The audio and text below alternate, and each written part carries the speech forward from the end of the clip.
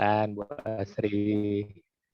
Oke, terima kasih. Assalamualaikum warahmatullahi wabarakatuh, teman-teman semua di sini. Oke, harapan saya ada yang dari semua dosen ya ada di sini gitu supaya paham untuk anggarannya.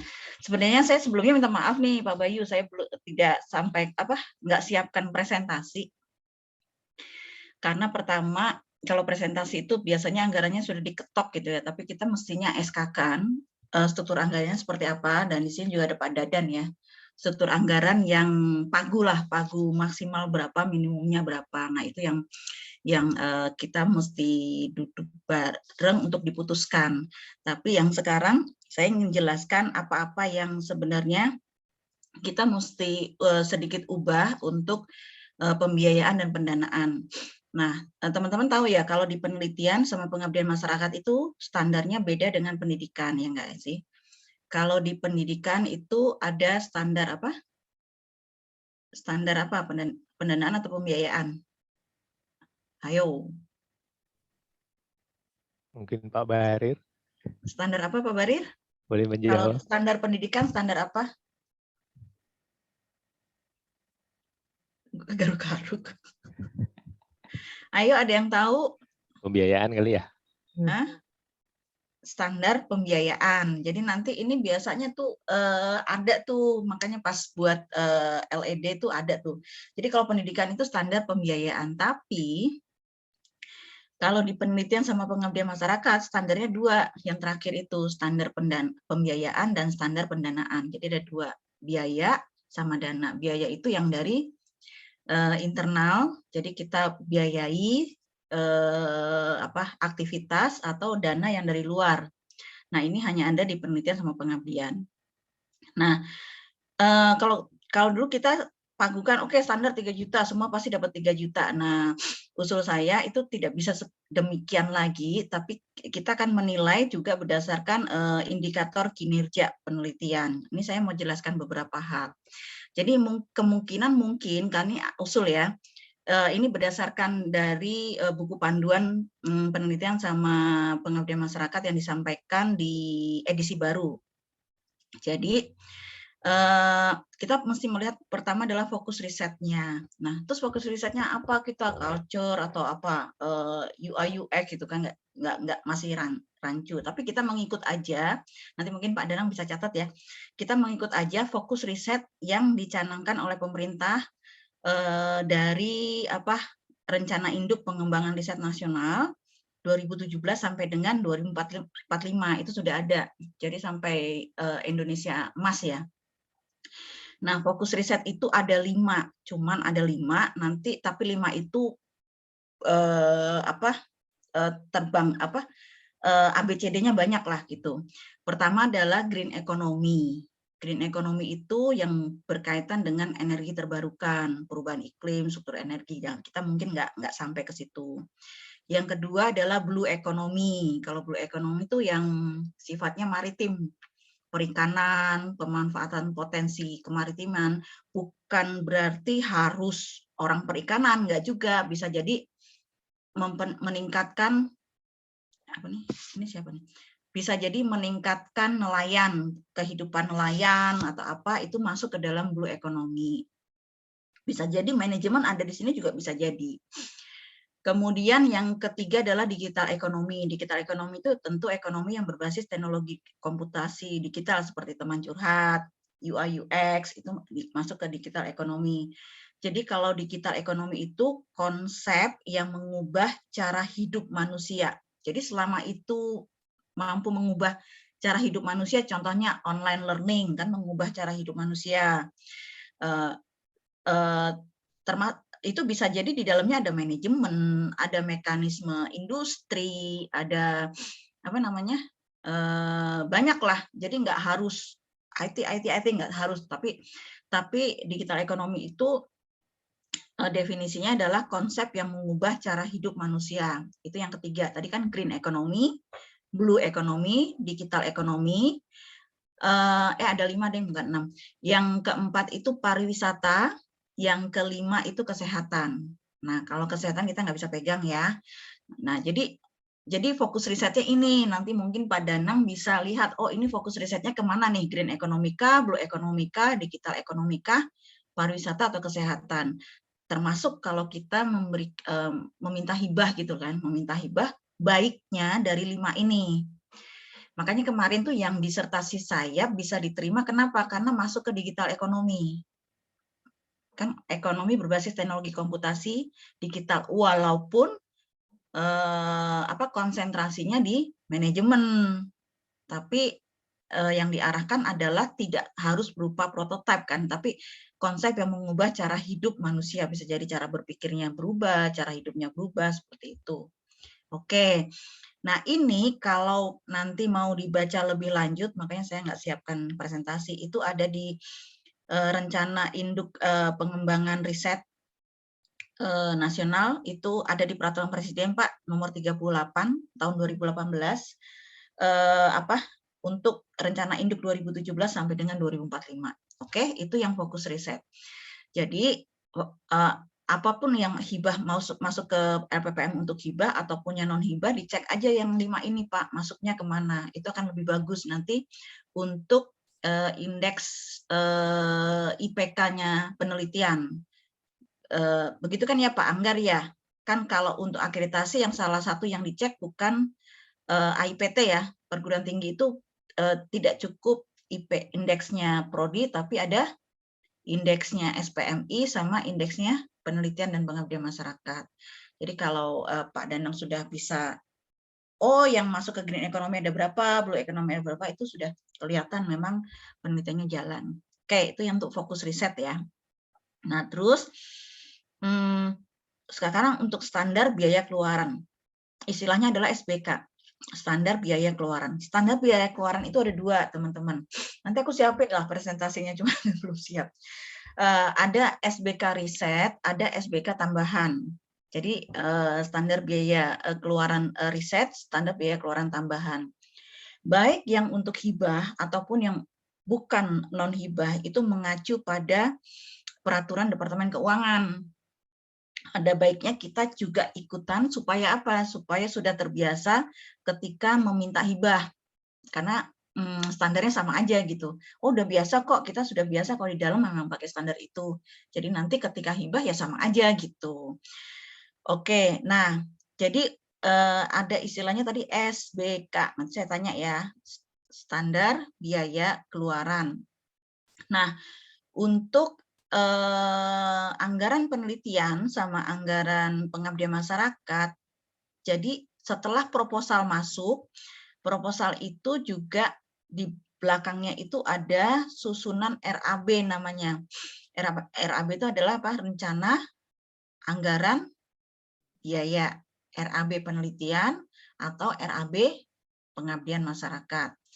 Ini mengacu ke SBK tadi, standar biaya keluaran. Oke.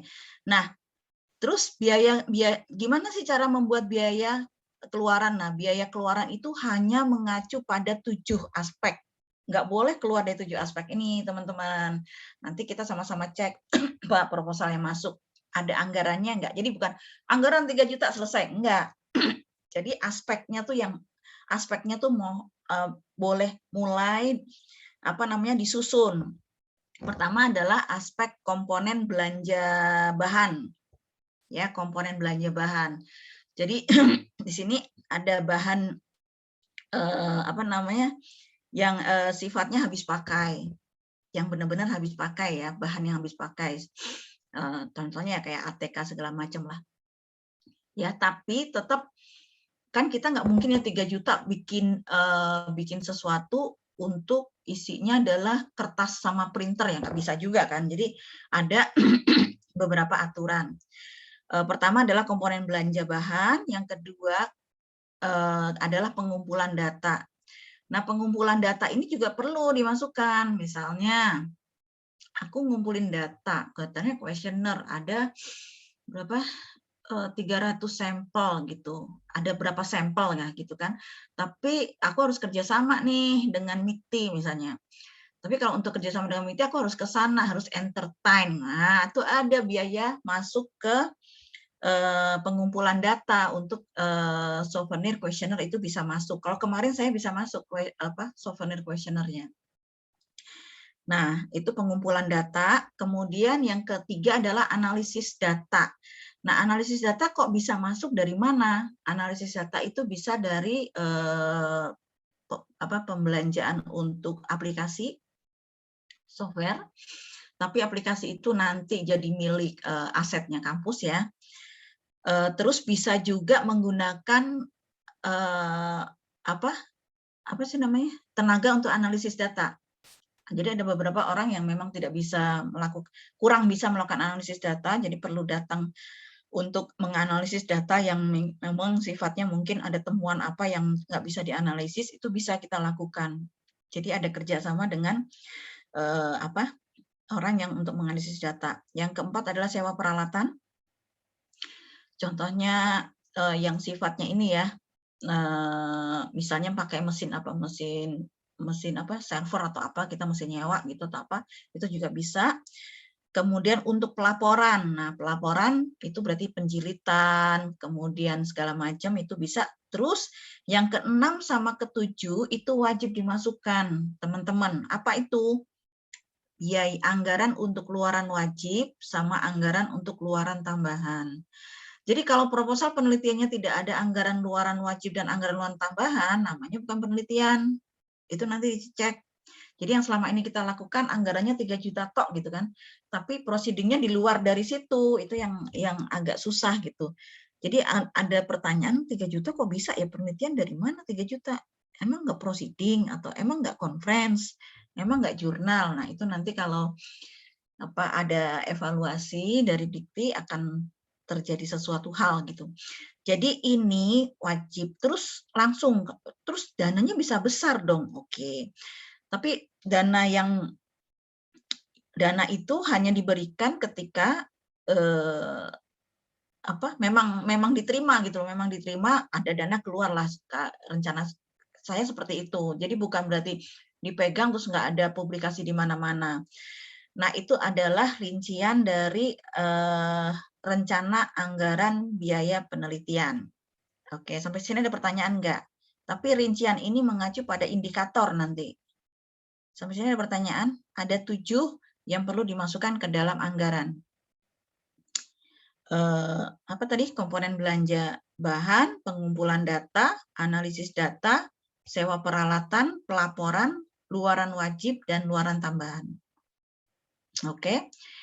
7 ini perlu ditulis walaupun 0. Kalau nggak ada ya 0 aja gitu. Terus kalau 0 nggak apa-apa, itu masalah evaluasi bisa diterima atau enggaknya dari situ nanti biasanya. Nah kemudian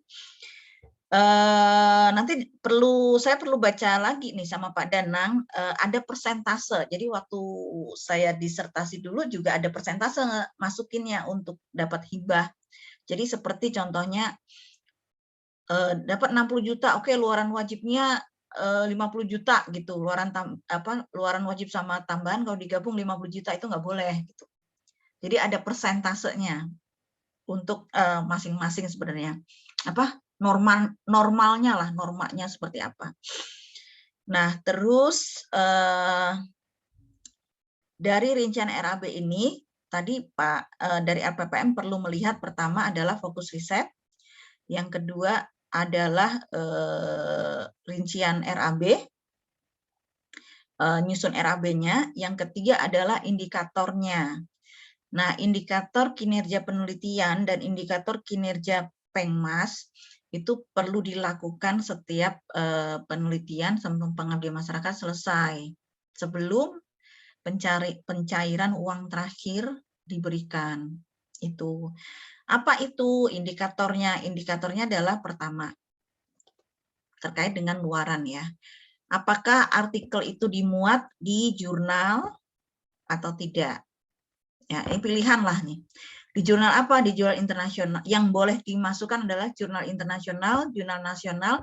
Sekarang masih bisa jurnal nasional tidak terakreditasi itu masih bisa dianggap. Oke. Aku nggak tahu, mungkin 5 tahun lagi mungkin nggak bisa jurnal tidak terakreditasi, Jurnal nasional tidak terakreditasi aku nggak tahu ya. Tapi sekarang jurnal tidak terakreditasi itu masih bisa masuk. Yang kedua adalah proceeding juga bisa, internasional, nasional, atau lokal. Masuk nggak ke proceeding? Yang ketiga, oke, saya nggak masuk ke jurnal, saya nggak masuk ke proceeding, tapi saya dipanggil sebagai keynote speaker. Tapi diundang ya, invited untuk menyampaikan hasil riset. Itu boleh internasional, boleh nasional, boleh lokal. Oke, tapi dipanggilnya bukan dari IBS juga gitu loh. Jadi Pak Anggar sudah bikin penelitian, terus yang undang IBS juga. Bukan, tapi dari luar, invited-nya ya. Bisa jadi mungkin kalau kita agak sulit mungkin dari ESG Group ya, karena beda bendera gitu. Tapi jangan jadi keterusan gitu. Kalau untuk latihan sih nggak apa-apa. Yang keempat adalah visiting lecture. Nah, visiting lecture ini hanya boleh untuk internasional. Visiting lecture. Jadi nggak boleh visiting lecture tuh, misalnya aku jadi visiting lecture di Sampurna gitu, padahal aku WNI gitu, nggak bisa. Jadi internasional punya. Ya, misalnya ke Timor Leste gitu kan. Timor Leste itu atau Brunei Darussalam ya meper-meper lah dikit gitu. Nah, terus yang kelima adalah kekayaan intelektual, biasalah haki, buku ISBN, buku chapter. Ya, jadi chapter ngisi di chapter berapa tentang risetnya kita. Kemudian ini indikator-indikator yang ada ya. Nanti indikatornya dicek satu-satu. Indikatornya sudah memenuhi syarat atau enggak. Ada enggak jumlah dana kerjasama? Jumlah pendanaan kerjasama ada atau tidak? Kemudian angka partisipasi dosen. Kemudian ada dokumen feasibility study, business plan, dan naskah akademik. Nah, ini bukan berarti 12-12-nya ada ya, enggak. Tapi at least indikator kinerja penelitian itu adalah ada luaran wajib dan atau ada luaran tambahan. Tambahan itu seperti buku itu termasuk tambahan. Tapi kalau yang wajib itu adalah jurnal, artikel, atau proceeding. Nah, indikator ini untuk penelitian. Nah, kalau indikator kinerjanya Pengmas, pengabdian masyarakat, maka tetap apakah pengabdian masyarakatnya itu dipublikasi di jurnal ilmiah, kemudian ada proceeding atau tidak, atau minimal artikel di media bisa. Jadi misalnya kemarin ya sama Pak Erza ya, Pak Anggar di UMKM, setelah UMKM ada, kita nggak terbitin nih Pak di publikasi jurnal atau artikel proceeding, tapi kita terbitin di media ISQ gitu, itu bisa. Itu masuk ke dalam poin. Kemudian harus ada dokumentasi pelaksanaan. Kemudian bagus lagi kalau kita bisa jadi keynote speaker-nya untuk pengabdian masyarakatnya itu atau jadi pembicara tamu di sini. Jadi dia ada indikator kinerja Pengmas itu ada 6 aspek, kalau penelitian ada 12 aspek. Nah, LPPM ini kan berakhir di 6 bulan ini ya Pak. Di 6 bulan ini dilihat itu ada berapa jurnal, ada berapa proceeding untuk penelitian, ada berapa keynote speaker, ada berapa KI, kekayaan intelektual, ada berapa ISBN, ada berapa chapter, itu yang menjelaskan indikatornya kita. Nah, terus apa hubungannya dengan pendanaan gitu kan? Nah, pendanaan ini kalau proposal itu banyak sekali yang masuk gitu, kita perlu pilah-pilah Pak yang memiliki kontribusi yang bagus untuk STIMIK ISQ, IBS lah. Tapi kalau misalnya oke, kita lagi tempo dalam hal belajar ya boleh-boleh juga. Cuman saran saya besarnya jumlah pendanaan, pembiayaan dan pendanaan itu tergantung dari rincian RAB yang bisa dipertanggungjawabkan gitu. Jadi tidak ada lagi tuh yang namanya penelitian. Ya, ini siapa ya? Ada mahasiswa ya Pak? Oh iya, ada beberapa mahasiswa. Oh, emang mahasiswa memang diundang ya? Jadi tidak ada namanya riset itu hanya tanpa ada luaran gitu. Itu dari saya Pak. Jadi pertemuan ini perlu dilakukan untuk sama-sama paham cara kerjanya penelitian sama pengabdian masyarakat itu seperti apa menurut undang-undang gitu loh. Terus pendanaan sama pembiayaannya itu seperti apa gitu kan. Jadi ingat kontribusi dari penelitian sama peneliti itu hanya berapa persen? 40% ya Pak ya? Yang dibayar ya. Nilainya kalau nggak, aku lupa deh, harus lihat di bukunya lagi, hanya 40%. Tapi pun itu 40% itu diberikan setelah hasilnya jadi ada indikatornya tuh jelas gitu. Jadi bukan hanya nulis selesai gitu di dalam perpustakaan atau apa. Gitu, teman-teman. Ada pertanyaan nggak? Baik, silakan dari teman-teman kalau ada pertanyaan. Oh iya, mungkin sambil nunggu pertanyaan, sudah ada link absen di chat. Nah, silakan teman-teman yang belum lakukan absensi, silakan lakukan ini ya, isi daftar hadirnya. Termasuk teman-teman dari mahasiswa. Kalau ada yang mau ditanyakan, silakan. Mungkin ada yang bertanya, ini sebenarnya penelitian hanya untuk dosen atau mahasiswa juga bisa ikut gitu. Mungkin ada yang mau tanya gitu, silahkan ke Bu Asri.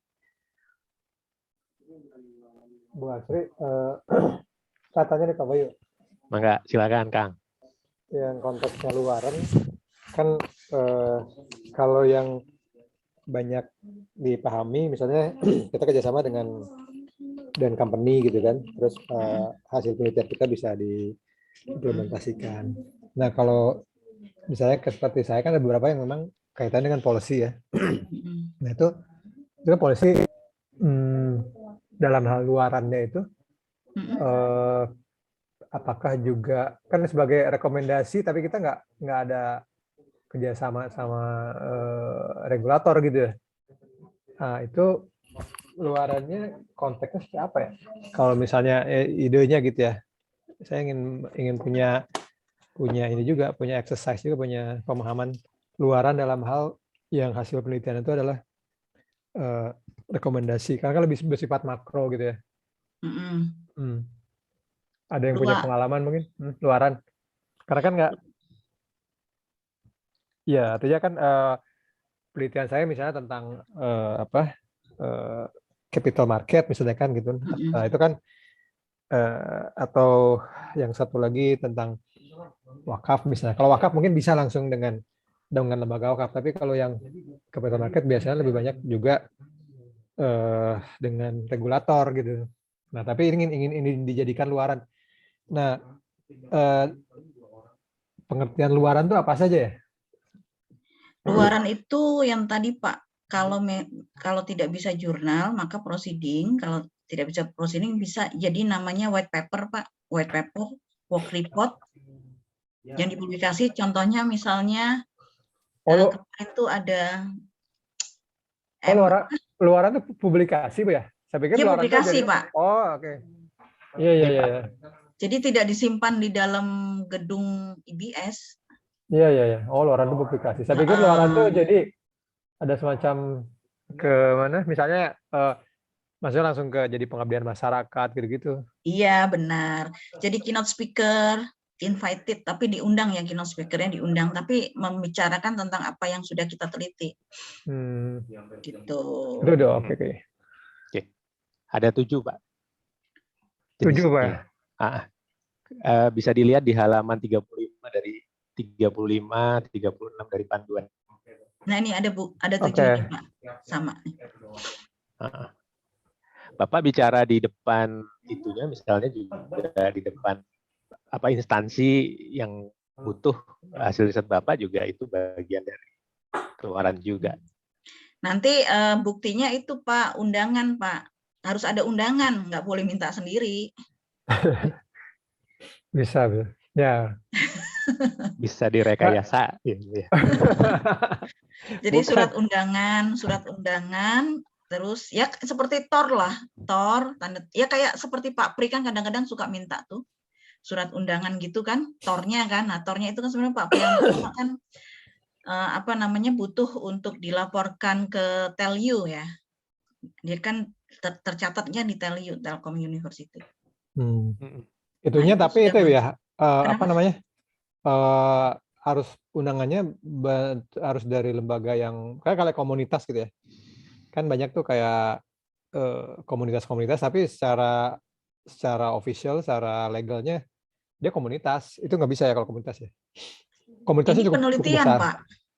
Bukan, maksudnya undangan. Yang Misalnya saya diundang oleh sebuah komunitas. Tapi komunitas itu kan meskipun anggotanya ribuan, tapi secara izin ya dia komunitas aja, dia hanya punya WA group, hanya punya Instagram group gitu. Itu nggak bisa ya kalau itu ya? Contohnya bisa, apa, Pak. Pak? Contohnya apa, Pak? Iya, komunitas belajar saham misalnya. Itu kan ribuan tuh kan anggotanya kan. Tapi saya nggak ngerti itu, nggak ada itunya, atau komunitas bisnis UKM kan ada tuh banyak. Itu juga rata-rata ya mereka hanya berkomunitas aja. Itu kalau itu nggak, tangan di atas ada yayasan. Ada yayasan. OKUC ada tangan ininya. Tapi ada banyak komunitas juga yang seperti itu. Dan anggotanya banyak. Iya. Tidak dimungkinkan kan ya? Enggak, Pak, nggak bisa.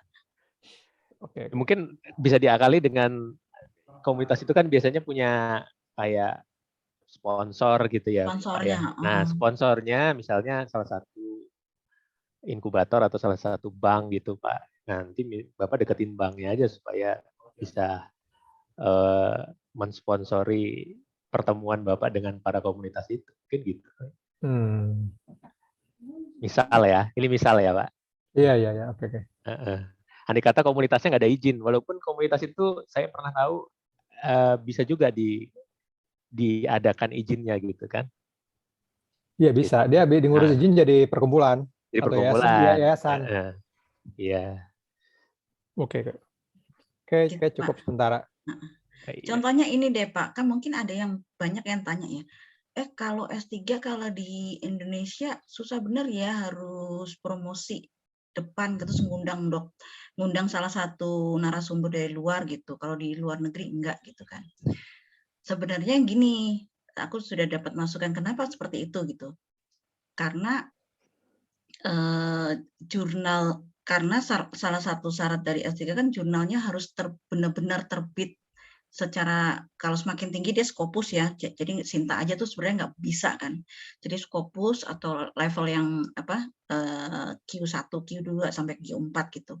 Tapi biasanya kita hanya terima accepted aja karena untuk terbit bisa 3-4 tahun. Jadi salah satu caranya adalah ya pas promosi itu salah satu yang dinilai sebagai narasumber gitu loh, Pak. Yang mengundang banyak orang, makanya harus diundang, entah itu online atau offline, itu harus ramai di situ.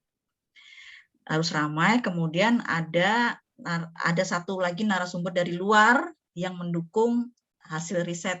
Itu salah satu poin dari salah satu indikator ini, Pak.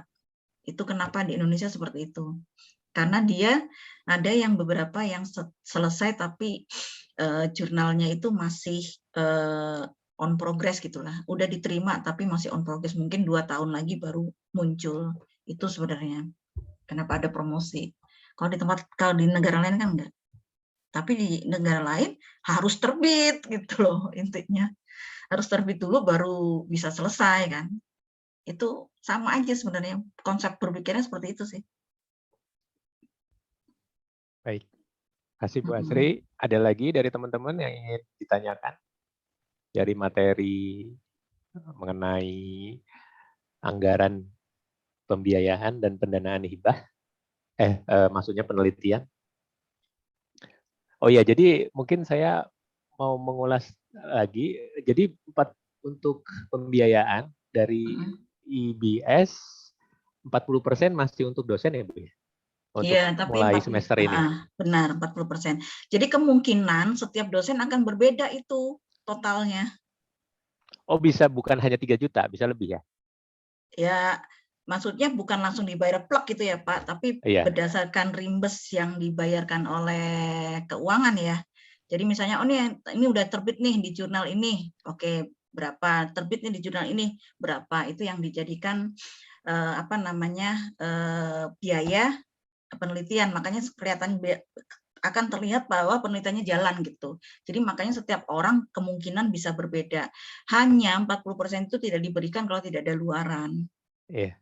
Gitu Berarti intinya. luaran itu tidak dibatasi ya? Kalau ternyata di jurnal biasanya akan 10 juta gitu kan ya. Kalau Scopus Q1 Ya kita sampai nanti Q3 lihatlah. itu Nanti kita lihat yang seperti apa kan. Hmm. Nah di sini peran LPPN penting ya Pak. Lihat jurnal yang discontinue. yang Jurnal itu discontinue atau predator. tidak. Ya kan, predator atau tidak itu penting. Jadi bukan asal gitu. Kalau yang biayanya tinggi ya. Makanya nanti LPPM perlu tuh Pak duduk ya Pak. Saya perlu tahu loh Pak. Maksudnya jangan langsung lolos aja gitu. Itu jurnal ada di mana, kontribusi ke kitanya seperti apa. Karena kalau discontinue kita nggak bisa klaim nanti. Itu banyak kasus yang seperti itu kan. Kita mesti cek predatornya atau tidak, ininya atau tidak. Seperti itu sih Pak Bayu. Jadi setiap orang kemungkinan bisa jadi beda-beda gitu. Tergantung dari kinerjanya masing-masing ya. Ya. Gitu.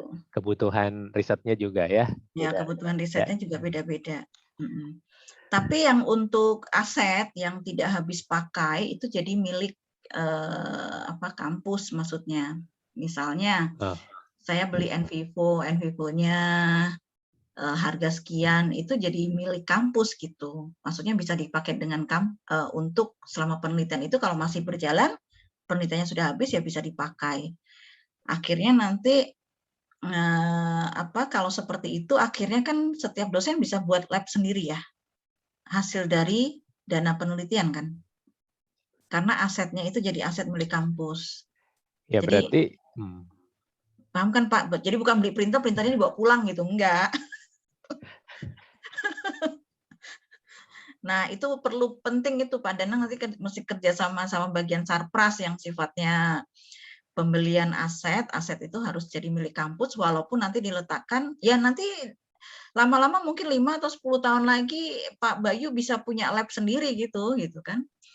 Mungkin juga ruangannya sudah nggak di ruangan dosen lagi, ruangan lab yang bisa sewa ke Pak Dadan gitu kan. Karena penelitiannya berjalan gitu.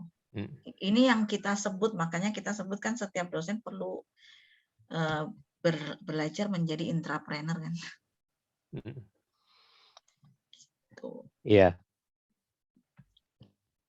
Baik, Gitu, ada lagi dari teman-teman mungkin? Ya berarti penting sekali tuh ada PC ya Bu ya. Karena kalau nanti kayak seperti software itu kan kalau diinstal di laptop ya Bu Asri ya kita walaupun itu punya kampus susah juga kan mau pakai. Iya memang.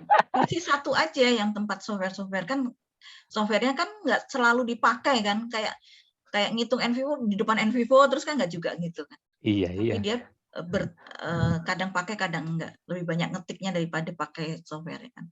Iya. Baik. Seperti itu. Dari teman-teman ada lagi berarti aset yang tidak habis boleh kan ya? Memori gitu ya. RAM gitu. Agak susah juga ya kalau kayak gitu ya. Mendingan beli PC gitu ya Bu ya. Daripada nambah RAM kan di laptop gitu ya. Iya, Pak Angga. Oke. Nah, terus Pak Danang nanti di kontrak penelitiannya Pak tidak lagi ditulis anggaran ya Pak untuk kontrak tapi hibah Pak. Oh, iya. Jadi hibah tuh ada internal ada eksternal. Jadi hibah dari yayasan jaga gitu. Nanti jadi dia nulisnya seperti itu yang kemarin saya lihat di BINUS. Jadi loh ini dapat hibah lagi enggak ini dari yayasan BINUSnya gitu kan. Oh kayak itu tulisannya begitu ya kontrak penelitiannya. Kan kita dapat lagi yang 50 juta gitu kan dari tapi enggak dari Dikti, tadinya dari BINUS gitu. Oh kontraknya seperti itu. aku lihat tuh di apa koprom aku Pak Elijen itu, iya kontraknya seperti ini, memang ditulisnya kontraknya itu ditulisnya hibah dari internal yayasan Pak, seperti itu. Jadi ada hibah internal, ada hibah eksternal. Ya. Jadi kontraknya nanti disamakan dengan kontrak hibah ya Bu? Iya, Kita kontrak ya. hibah semuanya bentuknya hibah sebenarnya. Jadi nanti pas ngisi apa? Pas ngisi akreditasi kan ada pendanaan internal, ada pendanaan eksternal kan? Iya. Iya itu. Ya, berarti nggak ada istilah pembiayaan lagi ya, Bu ya? Nah, kalau pembiayaan itu yang sifatnya kita pakai ruang kelas itu kan pembiayaan. Sarprasnya ini kan, sarprasnya IPS kan. Gitu Pak Danang. Baik. Ada lagi dari teman-teman yang lain?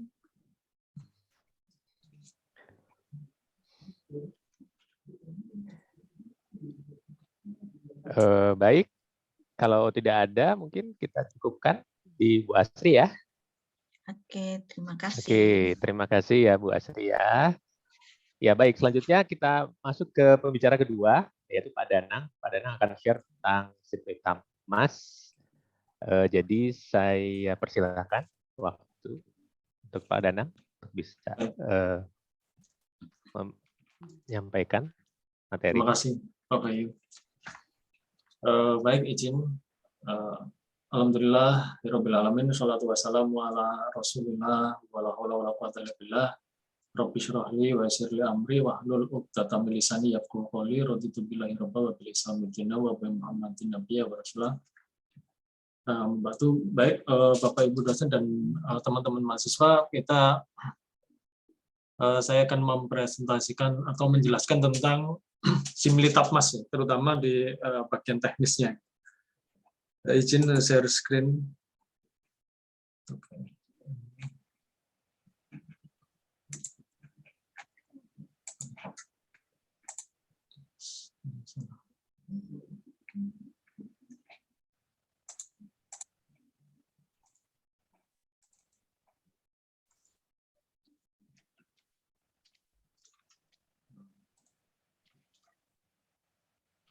Nah, ini penelitian dosen pemula yang khusus bisa kita lakukan. Ini pengusulnya memang dari perguruan tinggi binaan, kebetulan kita juga merupakan perguruan tinggi binaan. Seperti ini, jadi syarat-syaratnya yaitu nanti bisa dibaca di pedoman penelitian ya. Di sini mungkin yang perlu di-highlight ini pengusul berpendidikan S2 dengan maksimal jabatan fungsional asisten ahli atau belum memiliki jabatan fungsional. Jadi yang masih memiliki NIDN itu bisa menjadi ketua peneliti. Sedangkan untuk anggotanya tidak dibatasi. Jadi anggotanya lektor atau lektor kepala itu bisa. Yang penting itu ketua peneliti adalah maksimal jabatan fungsionalnya asisten ahli. Seperti itu. Kemudian jumlah pengusul, jumlah anggota ini maksudnya 1-2 orang. Nah ini nanti juga ditanyakan berapa mahasiswa yang ikut bergabung gitu, seperti itu. Kemudian pengusul hanya boleh mendapatkan skema PDB sebanyak 2 kali sebagai anggota dan ketua. Jadi kita bisa mendapatkan kesempatan 2 kali untuk mendapatkan skema pembiayaan penelitian dosen pemula ini 2 kali. Jadi yang pertama sebagai ketua, yang kedua sebagai anggota. Dan untuk luaran wajibnya itu berupa artikel ilmiah di jurnal nasional terakreditasi SINTA 1 atau sampai 6 ya. 1, 2, 3, 4, 5, 6 atau 1 artikel di jurnal internasional dan 1 artikel di proceeding seminar internasional. Luaran tambahan selain luaran wajib di atas itu bisa dilihat di buku penelitian, pedoman penelitian. Nah, untuk PDP ini syarat TKT-nya atau tingkat kesiapterapanan teknologi itu harus memenuhi 1, 2, dan 3. Sedangkan untuk penelitian terapan itu TKT-nya 4, 5, dan 6. Nanti kita bahas bersama apa itu TKT 1, TKT 2, dan TKT 3. Nah, untuk kemungkinan yang kedua yang bisa kita ikuti, penelitian kerjasama kemitraan. Ini pengusulnya bisa dari perguruan tinggi binaan, bisa. Kemudian ini ketua pengusul berpendidikan S3, jabatan fungsional minimal asisten ahli, atau berpendidikan S2. Ya, ini syarat-syaratnya ya, memiliki publikasi 1 artikel di jurnal internasional atau di Sinta 1-2. Dan atau telah menulis 3 buku hasil penelitian ber-ISBN. Nah, ini syarat-syaratnya untuk penelitian kerjasama kemitraan. Ini TKT-nya 4, 5, dan 6. Nah, ini TKT-nya agak lebih tinggi tingkatannya. Untuk pengelolaan penelitian, ini ada 8 tahapan pengelolaan penelitian. Yang pertama, pengumuman. Kemarin pengumuman sudah ada ya, tanggal 25 Januari sampai 10 Februari untuk penerimaan pendanaan proposalnya. Kemudian pengusulan, penyeleksian, penunjukan, penetapan, pelaksanaan, pengawasan, pelaporan, dan penilaian luaran. Nah, ini kemudian kita bisa masuk ke Simlitopmas, atau kita coba ya langsung aja di sini. Ini saya stop dulu. Ini saya share yang ini.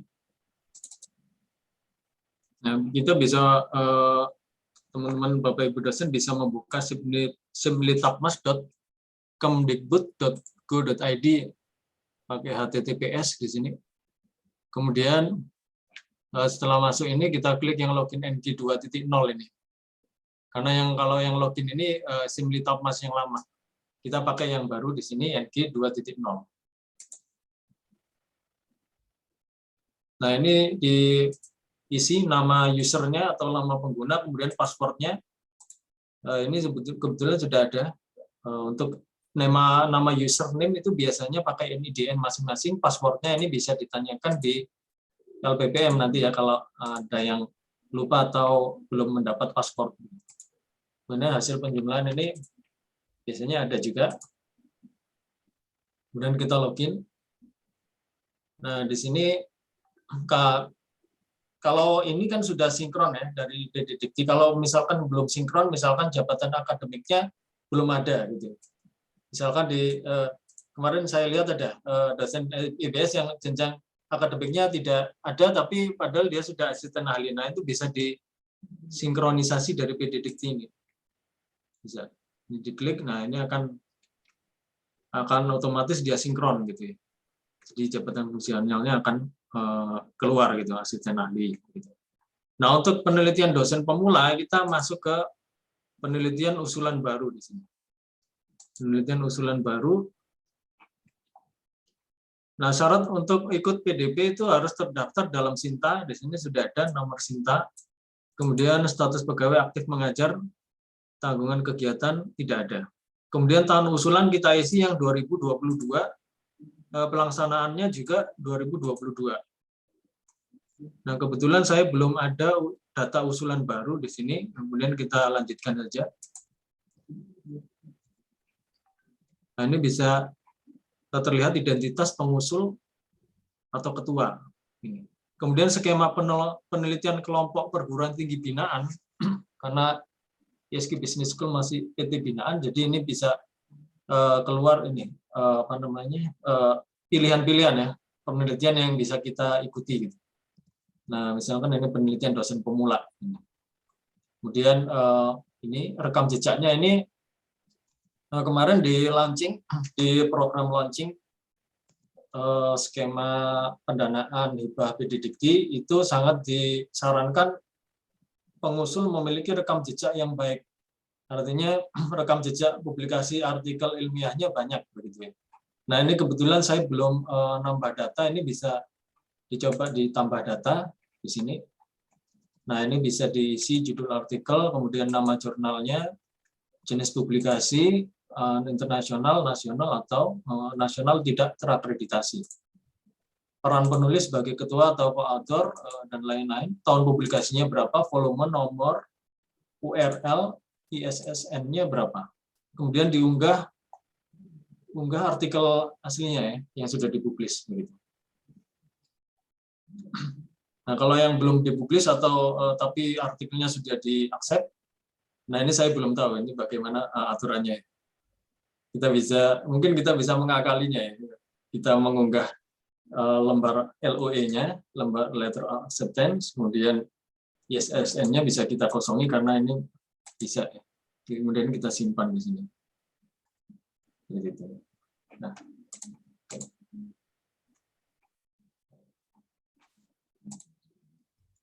Nah, ya ini diisi publikasi artikel jurnal nasional, artikel proceeding, kekayaan intelektual dan buku. Silakan diisi Bapak Ibu dosen, karena rekam jejak di sini sangat penting. Nanti mempengaruhi kita mendapatkan dana atau tidak. Kemudian kalau sudah diupdate datanya seperti ini, kita lanjutkan saja. Klik lanjutkan. Oh, yang itu tuh diisi sendiri, Pak? Iya, Bu. Diisi masing-masing dosen di situ. Oh, dia nggak nyari dari Scholar atau dari Sinta ya? Dia nggak sinkron dia. Harus diisi. Oh, belum sinkron. Iya. Oke. Diisi manual itu. Oh, ini baru ya? Dulu kayaknya nggak ada isian begini deh. Nah, kalau yang dulu, yang tadi yang login itu. Oke. Nah, ini juga ada waktu ya, waktunya 30 menit biasanya. Nah, untuk sekali upload ya, sekali operasi. Kemudian judul usulan penelitian, ini kita bisa menulis di sini judulnya yang kita usulkan untuk mendapatkan penerimaan dana. Kemudian ini pilih levelnya. Untuk mengukur TKT saat ini bisa kita klik TKT ini, tingkat kesiapterapan teknologi. Teknologi yang dikembangkan dalam riset yang akan diukur TKT-nya ini harus diisi. Ternyata kalau nggak diisi ini nggak bisa dilanjutkan. Misalkan kalau saya di teknologi yang dikembangkan dalam riset, misalkan ekonomi misalkan, atau ya UMKM atau ya seperti itu. Kemudian kategori indikator TKT ini berarti saya masuk ke sini. TIK software, perikanan, pertanian dan lain-lain. Ini kita pilih. Nah, ini untuk TKT level 1. TKT level 1 untuk mencapai ke TKT level 2 ini harus lebih besar sama dengan 80%. Di isinya setiap indikator ini. Misalkan indikator yang nomor 0 ini Litbang diperlukan untuk mendukung kebijakan pemerintah, mengetahui fenomena atau solusi masalah, ini diisi sendiri. Kita kira-kira sendiri penelitian kita apakah sudah ada indikatornya seperti ini. Latar belakang dan tujuan Litbang telah didefinisikan. Kalau sudah didefinisikan kita isi sendiri ya. Ini ngisinya genap ya, 80 langsung 100, nggak ada yang 90% nggak ada. Kemudian ada pertanyaan Litbang yang ingin diketahui atau dijawab.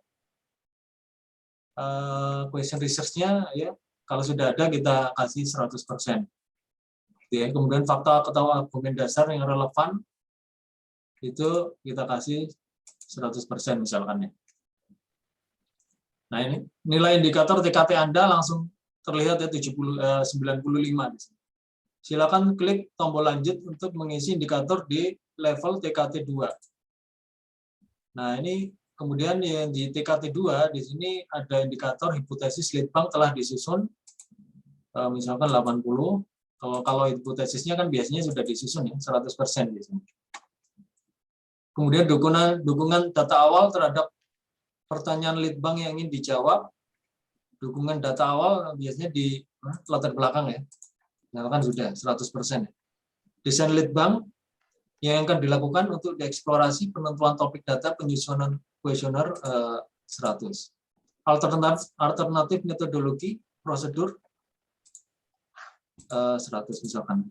Nah, seperti itu. Nah, ini nilai TKT indikator Anda 100 ya. Silakan lanjut ke TKT 3. Nah, 3T3 ini juga harus lebih besar sama dengan 80%. Kalau ada yang salah satu yang 60% misalkan, itu nggak bisa dilanjutkan ke TKT selanjutnya. Begitu ya. Misalkan ini kita isi ya, sesuai dengan perkiraan penelitian kita. Kebetulan saya belum upload juga. Nah, baru kita lanjut, baru yang TKT 3 misalkan ada yang 60%. Yang lainnya 100%. TKT 4 misalkan. Nah. Oh, ini berarti rata-ratanya ya. Maaf, tadi yang salah satu kurang dari 80, itu berarti ini diukur rata-ratanya. Ini bisa diklik tombol lanjut ternyata ya, kalau rata-ratanya di atas 80 begitu. Dan seterusnya, itu TKT-nya ada 6, mungkin 8 ya, 8 ke atas gitu. Kemudian target TKT ini bila levelnya, kemudian kita simpan di sini. Kemudian kategori penelitian untuk yang karena ini belum terisi, jadi ini nggak bisa dipilih ini. Yang kategori ini program penelitian. Kemudian rumpun ilmunya, misalkan ekonomi, manajemen dan lain-lain. SPK-nya ini belum bisa karena ini harus diisi dulu yang atas.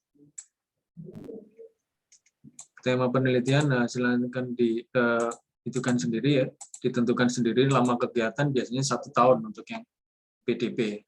Rencana jumlah mahasiswa yang terlibat dalam kegiatan MBKM ini diisi maksimal 5 orang mahasiswa.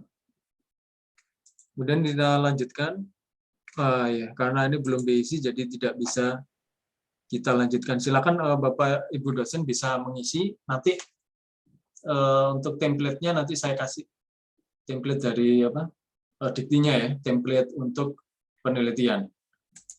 Kemarin saya sudah share di WAG kan, untuk template penelitian. Begitu.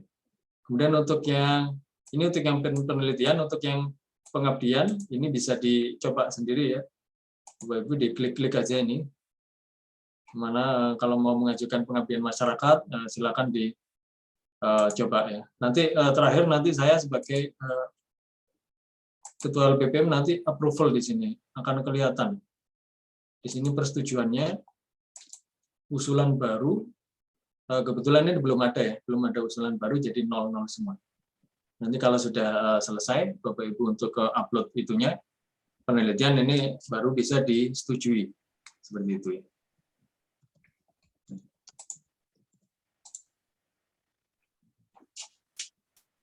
Baik, sampai sini mungkin ada pertanyaan, Pak Bayu. Baik, terima kasih Pak Danang. Dari teman-teman, ada pertanyaankah untuk materi yang tadi Pak Danang sampaikan, terutama tentang Simlip Mas ini? Silahkan. Saya Prof. Bayu. Oh, mangga. Pak Erza, silahkan. Mohon maaf Pak Danang. Mungkin bisa dijelaskan lagi untuk usulan baru dengan usulan lanjutan, maksudnya apa tuh ya?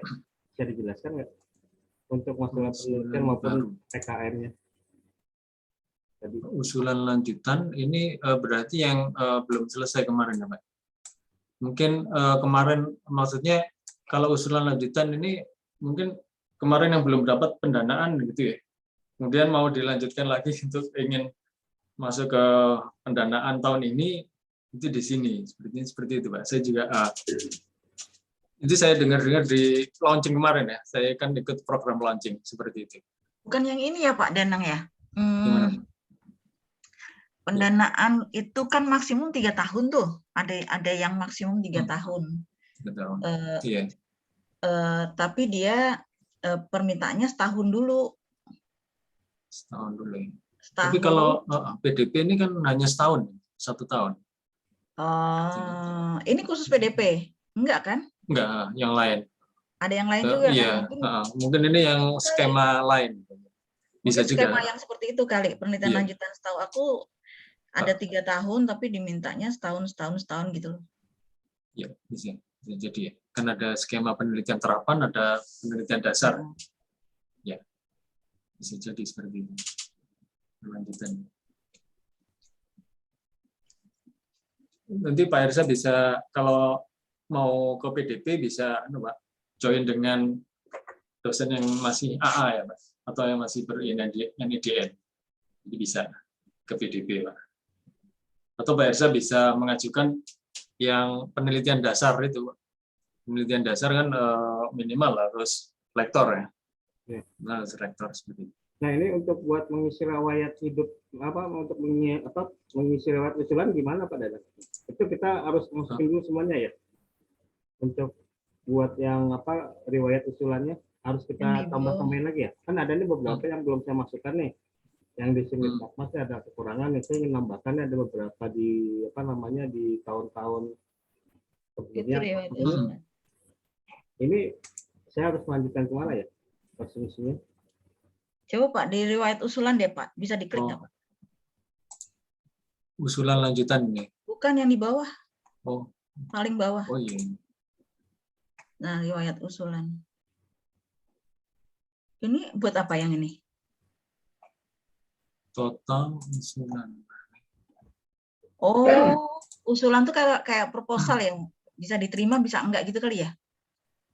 Ya, mohon izin, kalau boleh saya ingin menunjukkan yang punya Silakan, saya. Pak. Saya share ya. Iya. Saya ada riwayat Silakan. usulan. Ayo Bu berarti Asri yang aja. masuk. Bu Asri aja tuh. Kemarin Bisa. Pak, passwordnya buka email lagi. Oh pengalaman. ya udah, dari saya dulu ya. Ya, silakan Pak. Udah kelihatan ya, teman-teman ya?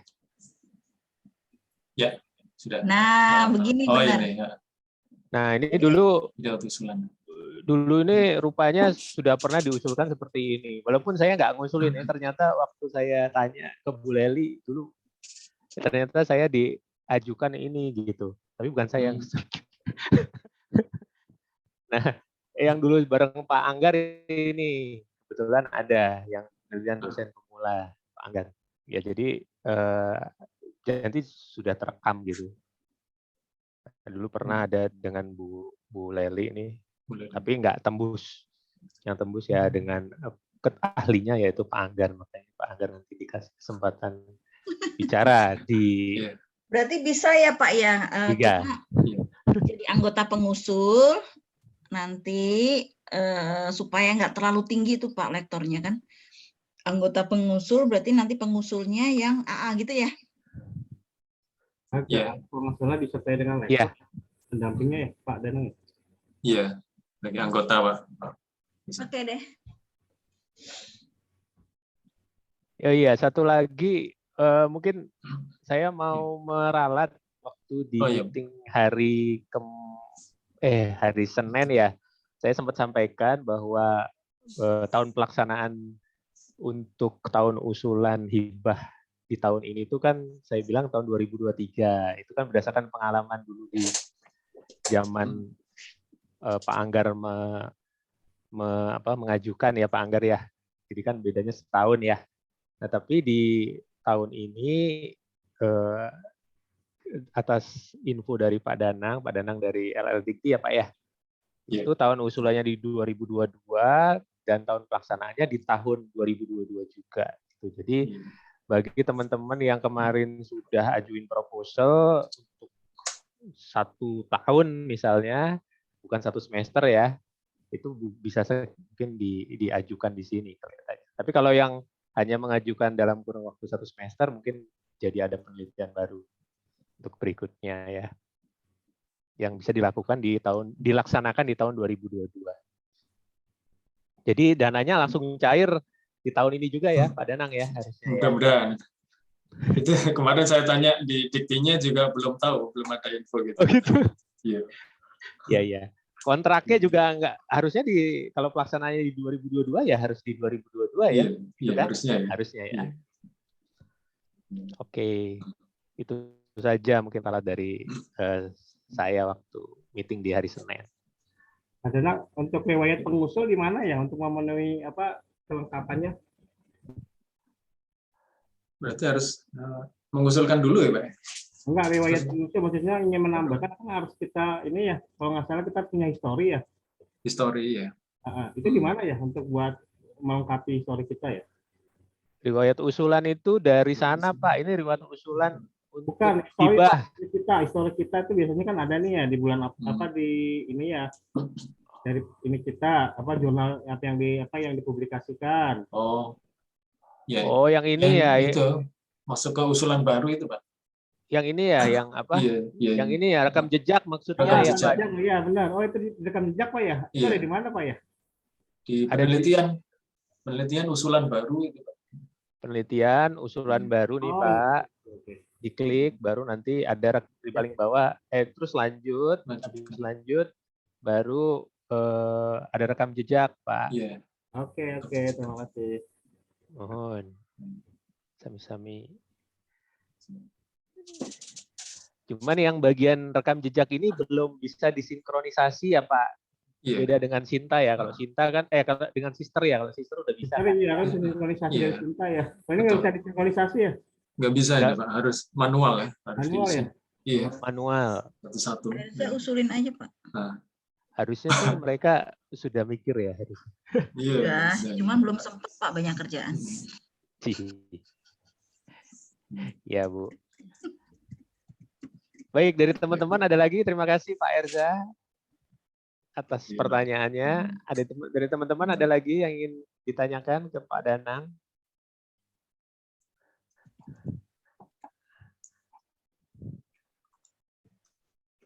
Mungkin dari Bu Jati, dari CS, Pak Mas Ahmad, dari CS.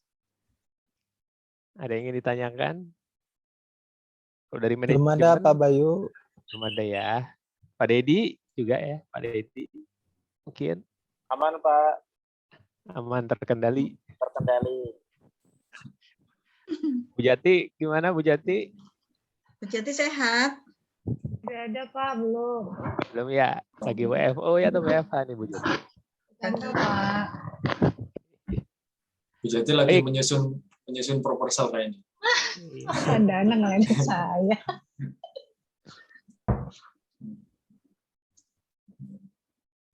Baik, kalau nggak ada, mungkin kita akhiri ya sesi kedua ya. Baik, Mbak. Ya. Terima kasih, Bapak. Terima kasih banyak. Ya, sama-sama Pak. Terima kasih banyak Pak Danang. Selanjutnya kita masuk pada sesi ketiga. Bicara di sesi ketiga ini adalah Pak Anggar yang akan sharing gitu pengalaman beliau gitu ketika beliau ingin mengajukan PDP, hibah PDP hingga bisa menyelesaikannya. Nah, silahkan. Assalamualaikum warahmatullahi wabarakatuh. Waalaikumsalam Waalaikumsalam wabarakatuh. warahmatullahi wabarakatuh. Oke, makasih Bapak-Bapak, Ibu-Ibu, saya diberi kesempatan. Langsung aja ya mungkin share. Saya ada satu, sebentar. Oke, jadi ini beberapa insight sebenarnya ketika mendapatkan hibah PDP pada zaman dahulu kala ya, karena sekarang sifatnya kan beda lagi ya. Jadi ada beberapa insight sebenarnya, dan ini juga hasil wawancara juga dengan istri, karena istri komisaris tertinggi. jadi kalau saya dengan Pak Bayu itu dapat tahun 2018 ya Pak Bayu kalau nggak salah ya. Nah, Iya, itu Pak. sistemnya kan pakai masih yang lama karena kita masih nulis proposal, bikin dokumennya terus diupload. Tapi ketika yang istri tahun berikutnya istri ikut dan dapat, itu sistemnya kayaknya mirip yang sekarang. Dan ini ada beberapa insight jadi sebenarnya yang didapatkan. Jadi pengalaman sebenarnya waktu menuliskan proposal itu pertama sih metodenya harus jelas. Jadi metode penelitiannya. Jadi ini juga penelitiannya ini apakah bersifat kualitatif atau kuantitatif harus dituliskan jelas. Saya nggak ngerti karena kita belum tahu yang Siplitapmas yang baru seperti apa. Jadi kalau dulu memang di latar belakang itu harus dituliskan jelas semua. Bapak-bapak, Ibu-ibu dari latar permasalahannya seperti apa. Terus kalau Pak Bayu suka ngomong deskripsi itu ada practical problem sama theoretical problem ya Pak. Theoretical background sama itu juga dituliskan di situ. Jadi kelihatan jelas. Dan waktu itu yang jadi agak susah, agak rumit adalah kita punya keterbatasan kalimat ya, jumlah kalimat. Nah itu harus dimasukin semua ke situ. Apalagi sekarang Simulitamas harus menuliskan langsung ya ke dalam itunya ya, formnya ya, itunya inputannya proposalnya. Jadi kita nggak bikin di Word dulu terus diupload, tapi langsung di sistem Simulitapasnya menuliskan langsung proposalnya di situ. Kalau nggak salah ada perbagian-bagiannya. Nah itu.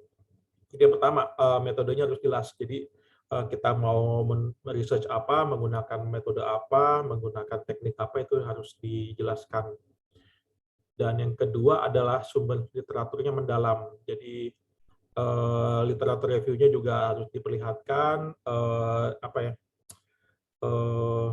state of the art-nya seperti apa, misalnya, terus yang dulu dengan yang akan dilakukan, apakah ada perbedaannya seperti itu. Ya.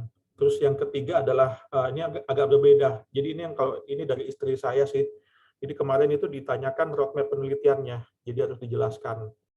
Jadi roadmap penelitiannya yang dulu pernah dilakukan, penelitiannya sekarang dan yang kedepannya seperti apa. Jadi itu yang beda. Kalau zaman saya dulu kita, mungkin Pak Bayu bisa memperbaiki ya, membenarkan. Kalau nggak salah dulu nggak ditanya roadmap penelitiannya seperti apa. Ini sama dengan saya, Pak. Nggak ditanya. Jadi ini sama dengan saya tuh tahun 2020 roadmap penelitiannya ditanya dulu, sekarang sama masa depan. Nah itu jadi ini juga kalau kemarin istri cerita sih memang ditanyakan itu karena mau ngelihat track record-nya. Jadi akan jadi suatu pertimbangan kalau misalnya Bapak Ibu sudah pernah mengajukan hibah atau bahkan sudah sudah pernah disetujui hibahnya.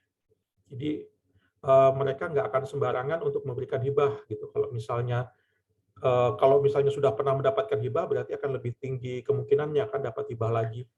Tapi kalau misalnya yang belum pernah mendapatkan hibah, mereka akan ngelihat track record-nya.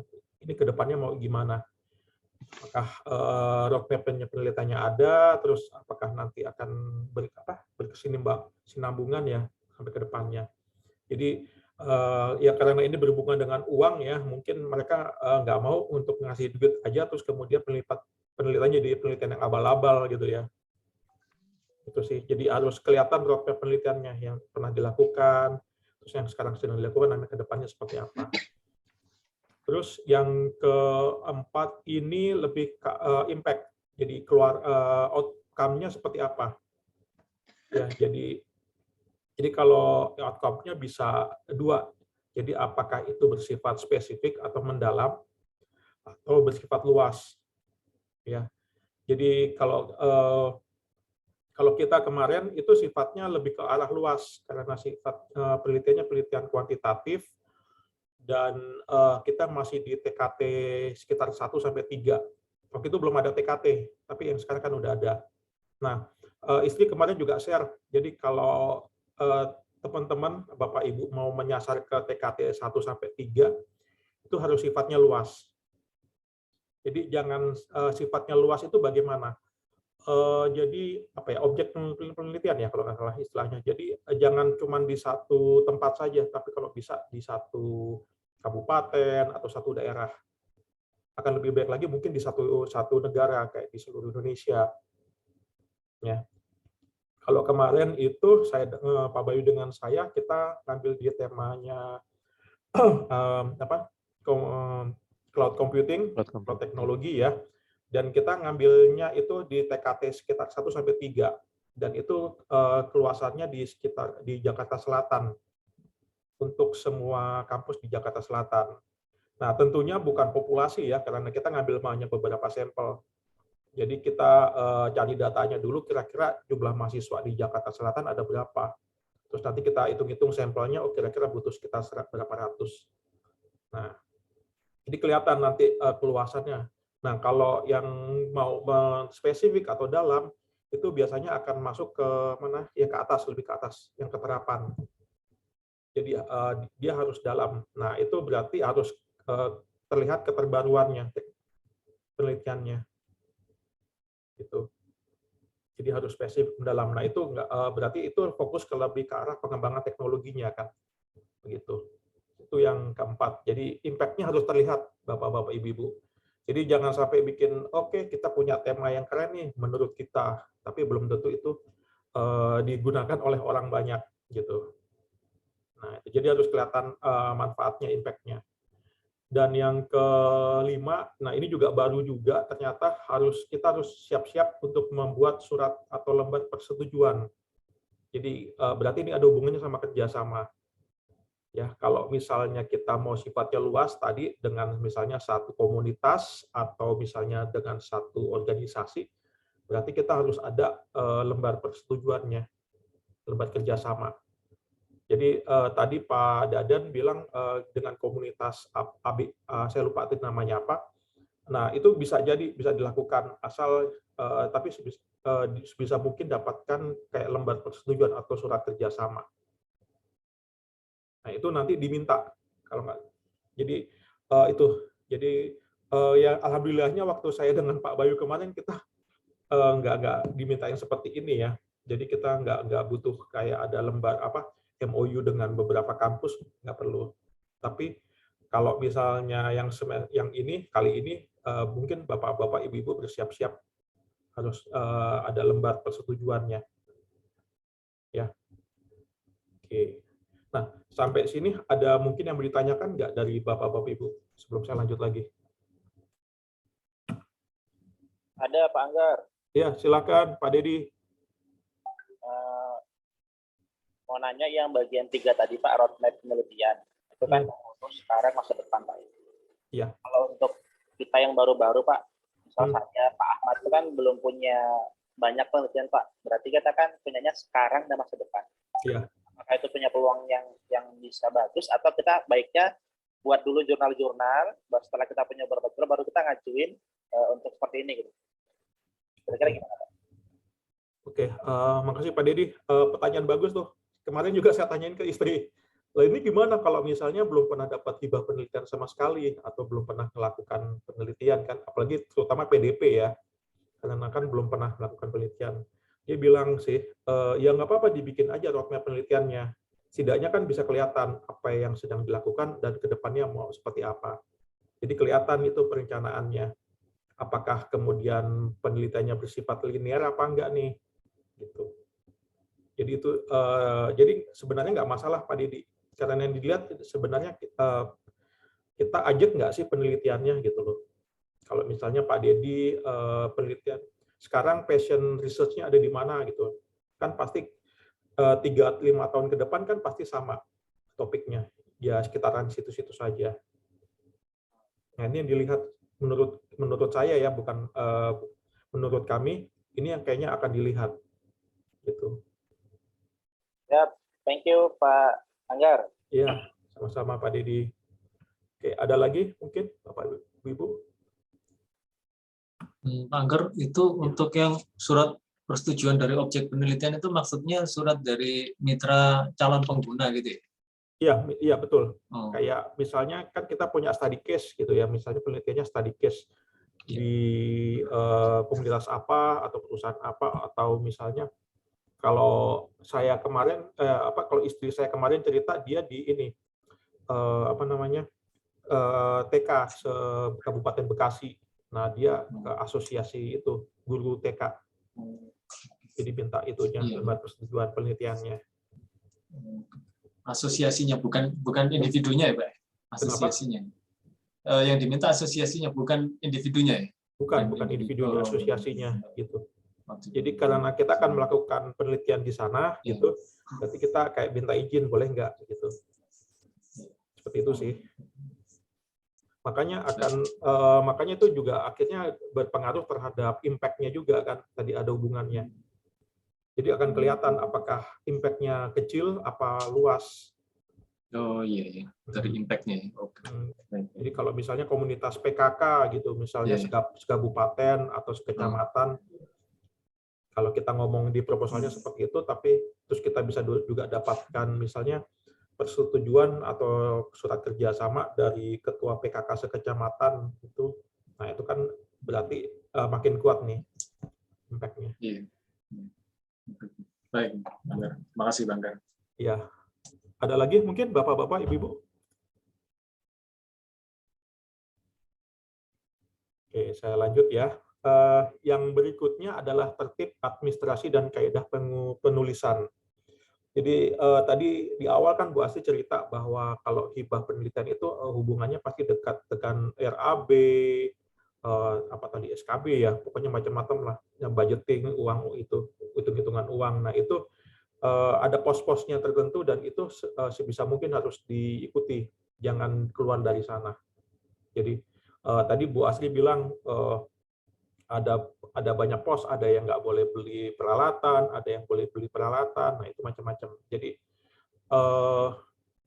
apa ya, hibah PDP itu seringkali ada pengumuman yang tak terduga, Bapak-bapak Ibu-ibu. Jadi mungkin mungkin di bulan keberapa suruh diminta melaporkan sesuatu gitu, atau ternyata harus setiap hari kita harus menuliskan logbook. Jadi atau setiap seminggu sekali harus menuliskan logbook. Jadi penelitian kita progresnya seperti apa dan itu harus diselesaikan. Jadi Pak Danang, Pak Anggar sebentar. Ya. Logbook itu dilaporkannya setiap bulan. Biasanya sebelum tanggal 10 gitu. Terus sepengalaman saya ya. Dan itu memang sifatnya dadakan. Jadi kadang-kadang tuh aku sampai hari ini dikumpulkan sampai jam 12 malam gitu. Nah, untuk ngumpulin logbook kan nggak sesederhana ya. Jadi caranya itu teman-teman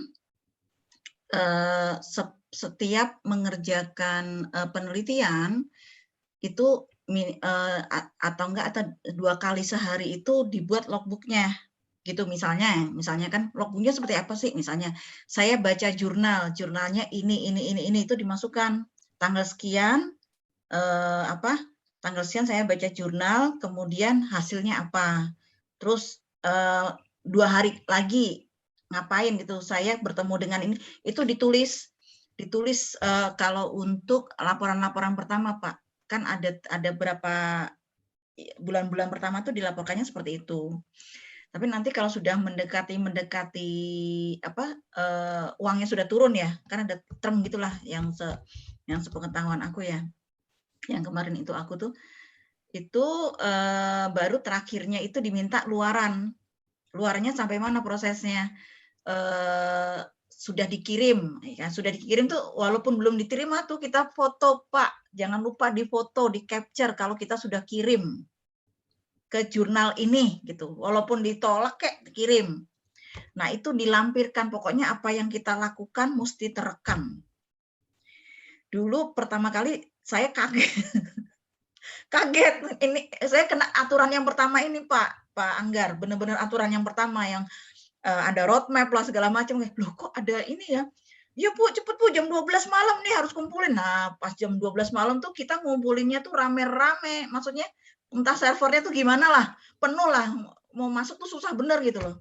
Nah itu kalau kita nggak terkumpul pada jam itu udah batal gitu. Jadi hati-hati ketika laporan ya, harus ini. Nah kemudian janji keluaran tuh benar-benar harus ditepati. Saya masih punya janji. Iya tuh yang terakhir ya.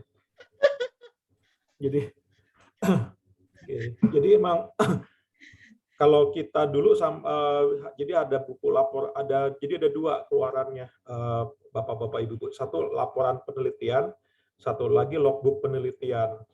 Jadi saya mau share juga. Nah bentuknya kira-kira seperti, di sana kelihatan nggak ya? Bentuk logbook penelitiannya seperti ini.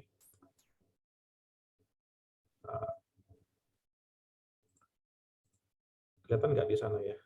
Jadi ada logbook penelitian. Kelihatan Pak. Jadi hampir tiap minggu ya, dulu Pak Bayu ya sama kita. Jadi saya sama Pak Bayu, kira-kira minggu ini kita ngerjain apa ya gitu. Jadi tuliskan tiap minggunya. Kadang-kadang beberapa hari sekali, kadang-kadang berapa. Ya sebenarnya isinya cuma sederhana sih. Tapi ini harus dituliskan, dibuat. Yang ini pertama, tapi kalau yang sekarang kayaknya ada itunya ya, di sistem sipil tapasnya harus di entry ya Bu ya, Bu Asri ya. Sorry, ada entry-nya Pak. Kita mesti ngisi, ada form yang diisi. Jadi ini tidak dilampirkan, nggak lampiran begini. Ya, ini bukan lampiran, ini satu buku sendiri soalnya. Tuh. Nggak. Jadi ada logbook khusus Ya. kita laporan. Iya, jadi ini ada logbook penelitiannya, dan ini sampai biaya juga dimasukkan. Nah, terus ada buktinya juga Pak. Seperti ini buktinya. Buktinya bukan pembayaran yang aku. Ada banyak jadi pembayaran seperti ini, karena tuh ini dari internet. Dan Nah, ini bukti, oke. Ini Coba Pak yang ke atas deh Pak. Yang ke atas tadi. Ini kayaknya agak berbeda deh. Iya, yang sekarang nggak bisa begini lagi sekarang soalnya. Coba ke atas Pak, ke atas lagi. Ke atas lagi, ke atas lagi. Nah, enggak, yang atas lagi, yang bukti tadi yang di atas itu. Bukti itu bukan pembayaran Pak. Kalau di aku logbooknya. Atas terus. Nah, coba ke bawah. Nah, ini apa? Briefing persiapan penelitian koordinasi. Nah, itu ada dokumen pendukung, entah itu foto atau apa gitu. Iya. Terus apa namanya, logbook penelitiannya itu bukan pembelian pulsa internet, pembayaran honor, enggak gitu Pak. Tapi logbook yang kita kerjakan. Iya, oke. Ya mungkin kayak catatan, ya, mencatat. Misalnya aku dulu kan absorptive capacity ya. Nyatat absorptive capacity di kertas, catatan itu kita foto catatannya. Catatan itu kita foto, kemudian membuat gap analisisnya kita foto. Gitu Pak. Jadi ini agak berbeda deh. Iya, memang sistemnya kan berbeda udah kan ya. Bukan uangnya, tapi proses penelitiannya yang mereka minta. Iya. Jadi kalau sekarang memang kayaknya lebih ke proses daripada ke dana penelitiannya. Dana penelitiannya nggak diminta. Kalau dulu waktu zamannya saya sama Pak Bayu itu masih ke dana penelitian fokusnya. Jadi yang seperti ini masih diperbolehkan. Tapi kemarin juga yang istri cerita memang dia pokoknya minggu ini ngerjain apa. Ya, benar. Jadi harus ada dokumentasinya. Nah nanti kalau Bapak rajin mencatat, catatannya jangan lupa dikasih tanggal Pak. Itu lupa kasih tanggal. Jadi catatan di kertas tuh misalnya tentang apa, coret-coret gitu kan, kasih tanggal. Walaupun coret-coret pun nggak apa-apa. Nggak pakai kertas beginian tuh nih, kayak gini nih. Kertas apa sih namanya? Kertas folio, dicoret-coret tuh nggak apa-apa, tapi dikasih tanggal. Kita ngerjain ini, kita ngerjain ini. Asli bener-bener proses. Ya. Dan yang berbeda adalah kalau di sini kan masih ada honor peneliti ya, dan itu masih diperbolehkan. Tapi kalau sekarang nggak boleh lagi kan honor peneliti dimasukkan. Nah itu, jadi itu yang harus diperhatikan juga untuk bapak-bapak, ibu-ibu. Tapi kalau honor tadi ada analisis penelitian seperti analisis bisa. Nah itu bisa masuk. Honor analisis. Ya kita bisa main-mainnya mungkin di situ kali ya. Ya, atau minta ini Pak ke SWAN gitu. Misalnya ada bidang untuk analisis data, kita kerja sama SWAN. Nah, dari SWAN itu bantu untuk menganalisis, itu bisa keluar. Kalau kemarin istri saya itu akhirnya minta bantuan saya gitu. Ya udah. Dia kan pakai SMPLS ya. Udah Mas, kamu yang ngerjain, pokoknya sampai selesai, sampai hasilnya pokoknya dimasukin, saya kasih kamu 5 juta gitu. Tapi 5 jutanya balik lagi ke rekening saya. Jadi ada transfer kan balik lagi. Jadi sama aja bohong ya. Jadi akhirnya bisa gitu mungkin bapak-bapak, ibu-ibu ya. Jadi ada honor sebar kuesioner juga waktu itu dengan Pak Bayu dibantu. Jadi kalau kemarin penelitian itu Pak Bayu yang keluar, saya yang di dalamnya. Pak Bayu yang jalan-jalan, yang ngontakin orang-orang, yang nyari narasumber. Nah, saya yang di dalamnya, yang bagian ngetik, nulis-nulis, ngitung-ngitung seperti ini. Itu Pak Bayu ya. Mungkin Pak Bayu bisa cerita, ada yang mau tambahin? Cukup Pak, cukup. Cukup ini ya, buka-buka rahasianya ya. Oke, balik lagi. Nah, jadi balik lagi, jadi kaidah penulisannya juga harus diikuti Bapak-bapak, Ibu-ibu. Saya nggak pernah lihat yang simulip apa seperti apa, tapi kalau kata istri saya sih, sebisa mungkin apa yang diminta di kolom itu ya dipenuhi gitu ketika menulis proposal. Jadi kalau misalnya harus ada latar belakang, metodenya, terus misalnya ada teorinya apa, itu harus dimasukin ke situ, jangan sampai nggak ada. Jadi jangan sampai hilang, jangan sampai kurang informasi di dalamnya. Nah, yang berikutnya adalah ini berhubungan juga dengan administrasi ya, tidak boleh membeli perangkat. Ya, jadi ketika mengajukan proposal itu jangan dituliskan untuk pengadaan pembelian perangkat. Nah, caranya adalah kita menggantinya dengan sewa. Jadi kemarin seperti itu. Jadi kalau misalnya Bapak Ibu misalnya mau beli printer gitu ya, dituliskan jangan pembelian printer, tapi penyewaan printer. Kalau PDP kan kalau nggak salah sifatnya 1 tahun ke depan ya, jadi kira-kira misalnya beli printernya 3 juta gitu ya, ya berarti 3 juta dibagi 12 atau dibagi 6. Nah yang kemarin itu adalah pengalaman yang bukan saya, teman istri ya, akhirnya ketika untuk pengadaan ini, pengadaan perangkat ini, mereka kerjasama dengan satu toko komputer untuk membuatkan kwitansinya untuk penyewaan.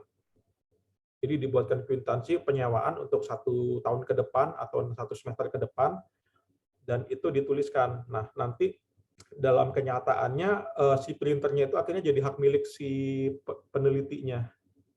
Gitu. Dan mungkin Pak Bayu mau menambahkan? Mungkin istilahnya sewa beli. Nah, teman saya itu ngasih taunya sewa beli. Jadi sewa yang nanti ujungnya jadi milik kita gitu.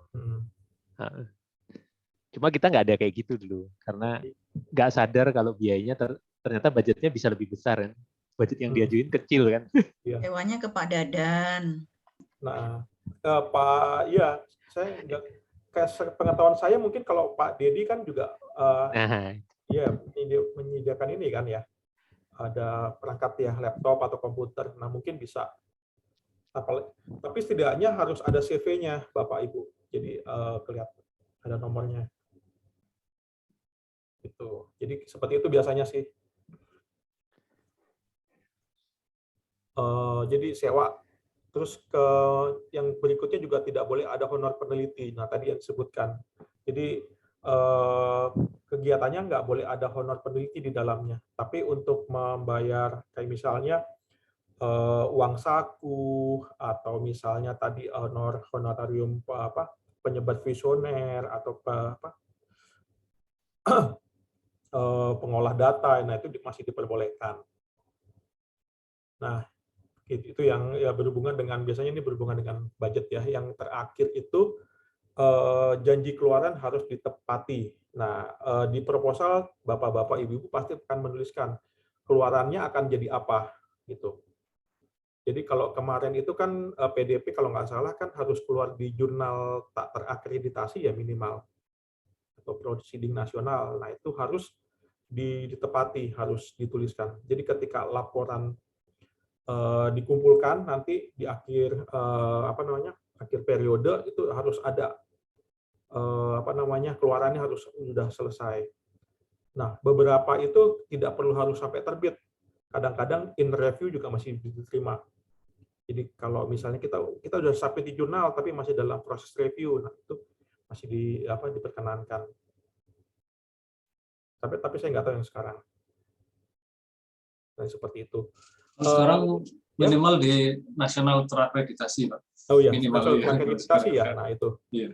Nah kemarin berhubungan dengan keluaran juga, bapak-bapak, ibu-ibu, kalau misalnya kita mau melebihi ekspektasi ya, kalau misalnya minimalnya adalah jurnal nasional terakreditasi, terus ditambahkan lagi di proceeding internasional, nah itu diperbolehkan, nggak apa-apa, nggak masalah.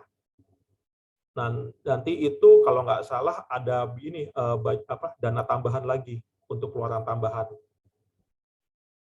Jadi kalau untuk PDP itu batasannya sekitar 90 juta, Bapak-bapak, Ibu-ibu. Dan itu hanya untuk mencapai output yang wajibnya.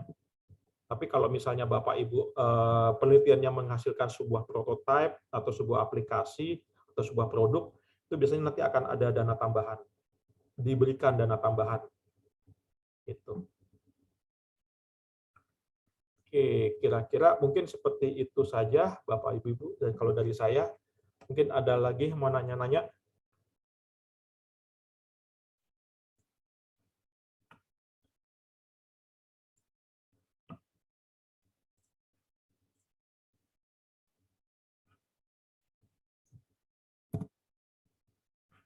Baik, terima kasih Pak Anggar. Ada pertanyaan mungkin dari teman-teman?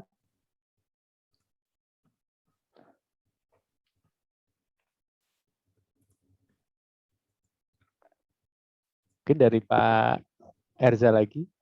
Ada pertanyaan Pak Erza? Nah iya nih Pak. Nah untuk reviewernya gimana ya? Untuk review penelitiannya nanti, Pak Anggar. Review penelitiannya.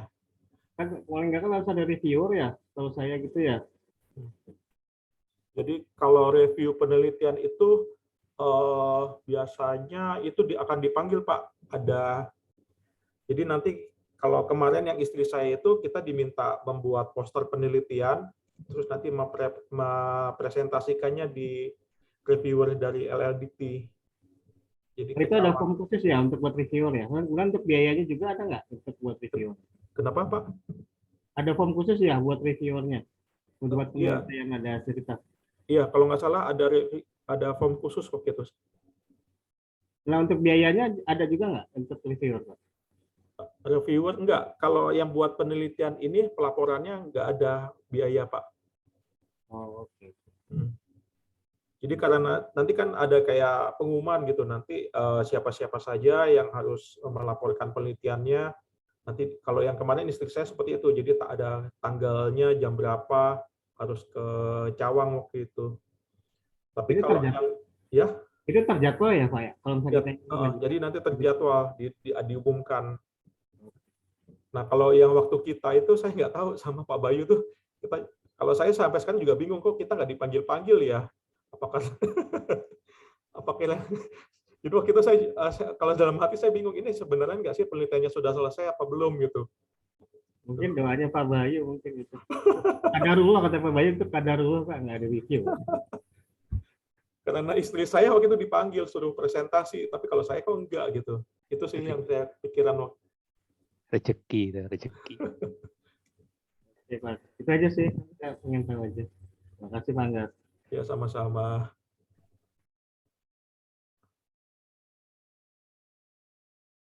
Baik, ada lagi mungkin dari teman-teman? Ada ini Ibu Maya hadir ya?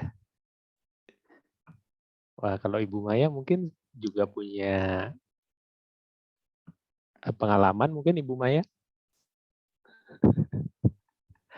Oh, kayaknya sedang tidak berada di tempat. Mungkin dari teman-teman yang lain? Nggak ada? Kalau nggak ada, berarti bisa kita akhiri ya sesi sosialisasi di hari ini. Saya kira cukup ya. Mungkin kita tutup aja ya. Mungkin ya. Baik. Kalau sudah tidak ada pertanyaan lagi, berarti kita akhiri aja sesi di pagi ini. Sekali lagi mungkin bagi teman-teman yang belum isi daftar hadir, silahkan diisi. Linknya ada di chat. Jangan sampai lupa. Baik, kita akhiri saja pertemuan hari ini. Lebih kurangnya kami dari LPPM minta maaf jika ada yang tidak berkenan. Kita akhiri dengan doa akhir majelis. Subhanallah wa bihamdika. La ilaha illa anta astaghfiruka wa atubu ilaik. Terima kasih atas kehadiran teman-teman semua. Semoga Allah kasih manfaat dan kesehatan pada kita semua. Assalamualaikum warahmatullahi wabarakatuh. Sampai ketemu lagi. Sehat selalu teman-teman semua. Assalamualaikum. Waalaikumsalam. Waalaikumsalam. Terima kasih Bu Asri, Pak Terima Angga, kasih. Pak Bayu, Terima kasih Bapak-bapak, dan teman-teman. Ibu-ibu. Terima Izin kasih pamit. yang Terima kasih Bu Asri, terima kasih Bu Bapak Punten. Di sini juga sambil meeting, maaf. Saya cuma punya pengalaman di PKM, Pak. Yang lain udah nggak bisa. Iya, nanti kita sharing ya, Pak. Ya, Ibu. Terima kasih, Bu Maya. Ya. Assalamualaikum. Waalaikumsalam.